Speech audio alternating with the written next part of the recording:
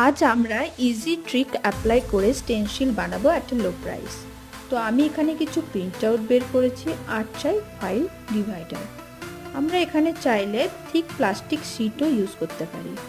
First plastic শিটটাকে পেপারের উপর press করে সেলোটেপ দেব so that it does not move. যখন আমরা কাট আউট করবো চেষ্টা করব প্রেশারটাকে ইভেন রাখার। Do it slowly, enjoy the process and feel.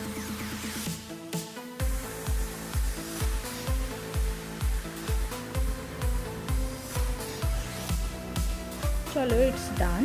এখানে এটাকে অ্যাপ্লাই করে দেখব কাজ করছে কিনা।